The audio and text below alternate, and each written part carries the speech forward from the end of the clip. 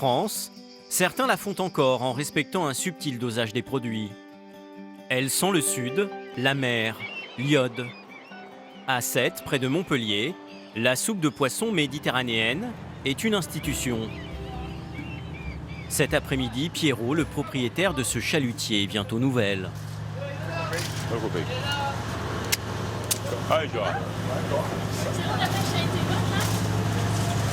Très moyenne aujourd'hui. C'est la fête de la semaine. Et il fait chaud, alors on a fait vite. Ça, deux. C'est capelin, ça? Ouais. Là, il y a 4 bacs de capelin.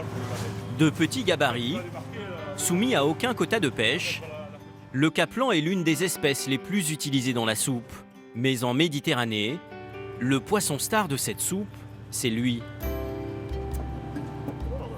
Et ça, c'est le grondin rouge, c'est le poisson qui donne le meilleur goût dans la soupe. Peut-être que ça peut vous choquer parce que le poisson il est petit, mais ça ne vient pas plus gros. C'est des espèces méditerranéennes qui ne viennent pas plus gros. C'est pour ça que notre soupe en Méditerranée a un bon goût de la marée, bien salé.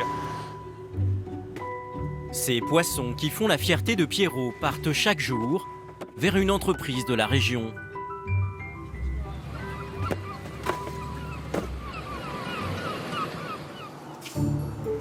L'homme qui dirige cette usine, c'est Serge Durand. Vous êtes prêts? Il lui a fallu 3 ans pour mettre au point sa recette de soupe de poisson. Elle est vendue 7 € le litre dans les hypermarchés, sous la marque Marie-Amélie. Car cette soupe bénéficie d'un label rouge qui impose un certain niveau de qualité.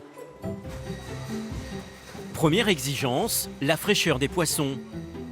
Ils doivent être congelés au plus tard 24 heures après avoir été pêchés. La quantité de poissons et les espèces utilisées sont aussi réglementées.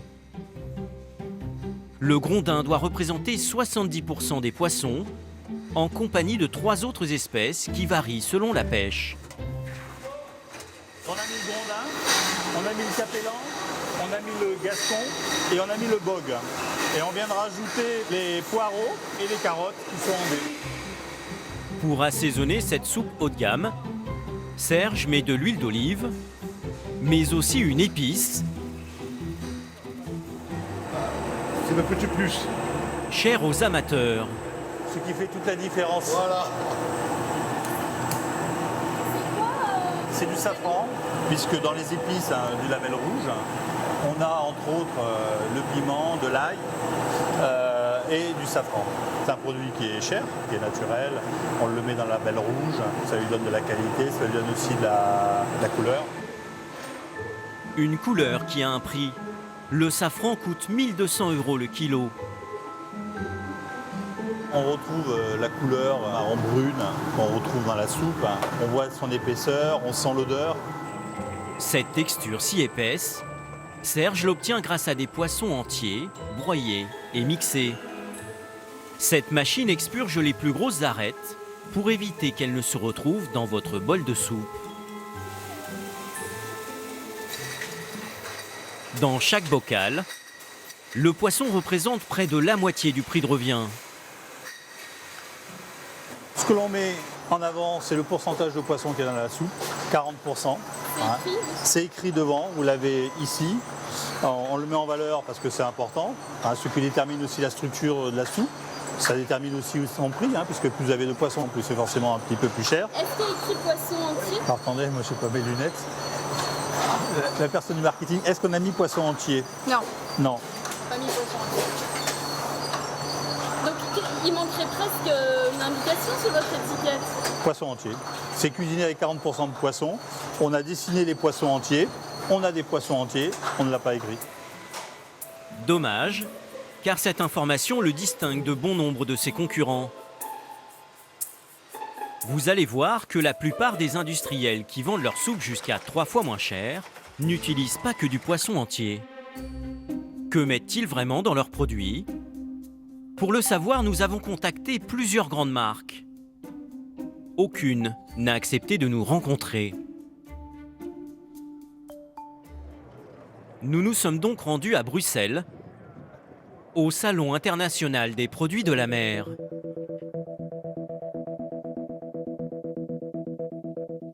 Dans les allées, des milliers d'exposants, Et parmi eux, des grossistes qui fournissent en poisson les fabricants de potage. Ils connaissent tous les secrets des soupes de poissons industrielles. C'est en caméra cachée que nous allons à leur rencontre. La soupe de poisson, c'est fait avec des déchets de poisson. Alors quand on dit déchets, parce que c'est un peu péjoratif, mais... Bah oui, c'est péjoratif, mais en fait, c'est ce que... en gros, quand ils achètent du cabillaud en criée, les mareyeurs, ils le font filer. Donc il reste la tête, il reste un petit peu de chair sur les arêtes. Voilà, ça sert à faire de la soupe de poisson, ou alors, après, ça sert pour la nourriture animale. En gros, voilà, ça s'achète certainement aux alentours de 30 à 50 centimes du kilo. Et c'est courant, du coup, d'utiliser ça, il n'y a pas de... Non, oui, c'est courant. Ouais. D'après ce grossiste, les soupes industrielles seraient en partie faites avec des déchets de poisson. Autrement dit, les carcasses et les chutes qui restent, une fois qu'ont été prélevées les parties nobles, comme les filets. Sur place, nous découvrons des sociétés spécialisées dans le traitement de ces carcasses. En général, les fabricants de soupes utilisent ce qu'on appelle la parure de poisson. Vous allez avoir l'arête, la queue, et sur l'arête, vous allez encore avoir de la chair de poisson. On trie, nettoie les coproduits et on les surgèle chez nous directement. Donc cette parure, on peut l'utiliser, enfin en tout cas, vous travaillez avec des gens qui l'utilisent pour faire de la soupe. Voilà. De la parure. Voilà donc ce que contiennent certaines soupes de poissons industrielles. Nous avons commandé à cette entreprise un bloc congelé de 20 kg de parure que nous avons apporté au chef d'un grand restaurant de poissons à Paris. Une gambas, à suivre 2 salades de homard. Entre Michel Chouanel et les produits de la mer, c'est une histoire qui dure depuis 20 ans. Ça sent bon. Ça sent la Méditerranée, un bon parfum, comme un fumet de poisson, quoi. Le chef va-t-il en dire autant avec ce bloc de parure? Bon, c'est pas extraordinaire, enfin disons que pour faire une soupe, ça ne m'inspire pas du tout. Il n'y a que de l'arête, il n'y a quasiment pas de chair dessus, donc essayez d'en enlever un.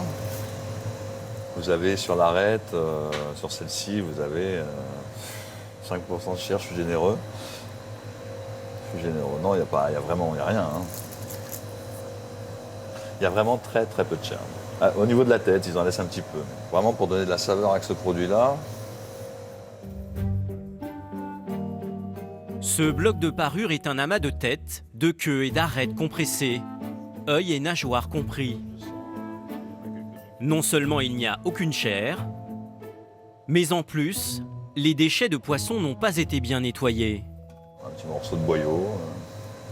C'est dans ce genre de poche qu'on risque de trouver un peu de sable, un peu de cailloux, de petits morceaux de coque de coquillage. Il y a quand même des petites poches de sang. C'est pas toxique. On va pas dire que c'est toxique. Enfin bon, c'est pas super. Et je pense pas qu'ils relavent un par un les poissons une fois qu'ils soient décongelés. Donc ça, dans une soupe, qu'est-ce que ça peut avoir? Ça va apporter un goût âcre. Des boyaux, des poches de sang et aucun filet. C'est la recette des industriels de la soupe pour faire baisser leur coût de production. Faire une soupe de poisson, ça revient cher. C'est un poisson qui n'est pas donné. Donc si on veut pouvoir vendre à la grande distribution à des prix qui vont attirer le consommateur, il faut baisser les coûts. Et les coûts ils vont baisser par la matière première. 1 kilo de parure de poisson congelé comme celui-ci ne vaut que 80 centimes. C'est 2 fois moins que pour du poisson entier. Comment ces blocs sont-ils fabriqués? C'est dans le nord de la France que nous allons trouver la réponse, à Boulogne-sur-Mer.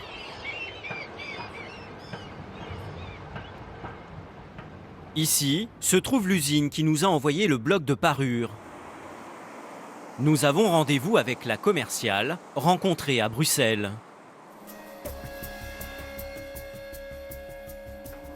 Notre demande de tournage étant restée sans réponse, nous nous présentons en tant que responsables d'une cuisine collective et filmons en caméra cachée. Le chef de production nous propose de visiter l'usine. Très vite, nous tombons sur ces bacs entiers de carcasses. Cette entreprise les achète aux mareyeurs qui veulent s'en débarrasser. arêtes. Alors des arêtes de saumon, des arêtes de cabillaud, des arêtes de génois, D'accord. une tête et arêtes attachées. Ici, rien ne se perd, tout se transforme. Par exemple, cette machine récupère des petits bouts de chair sur les arêtes pour en faire une pulpe qui ressemble à de la viande hachée. On va récupérer la chair. Les arêtes continuent, elles sont aspirées vers un canon à l'extérieur. Et cette chair-là, elle est utilisée dans l'industrie. Alors, si c'est du cabillaud, ça va transférer de la crâne de roue, des choses comme ça. Cette usine fournit notamment des fabricants de soupe de poisson. Et voici ce qu'ils commandent, des têtes et des arêtes. Donc ça, c'est la parure. Alors ça, là, c'est du gros cabillaud. Donc normalement, ça serait étonnant qu'on vous envoie si gros. Vous imaginez quand je vais faire rentrer ça dans les cellules, ça a du mal à trouver sa place. Pour faire des blocs de parure, les petits gabarits comme celui-ci sont très appréciés, car ils doivent rentrer dans ces moules pour être congelés. Après 2 heures à moins 25 degrés, les chutes de poissons sont devenues des blocs. Extraits des bacs, ils seront livrés aux industriels. Pour fabriquer notre bloc de parure, le procédé a été le même que pour ces morceaux de saumon. Alors, existe-t-il en France des fabricants qui n'utilisent que de la parure dans leur soupe ?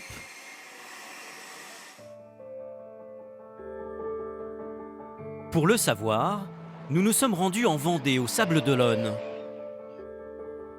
Cette entreprise produit 120 tonnes de soupe par an, vendues au rayon produits du terroir des hypermarchés et dans certaines épiceries. Bon, qu'est-ce qui se prépare aujourd'hui? La 40%, c'est la principale recette de soupe de cette gérante. Elle contient 40% de poisson. On a du cabillaud, du lieu jaune,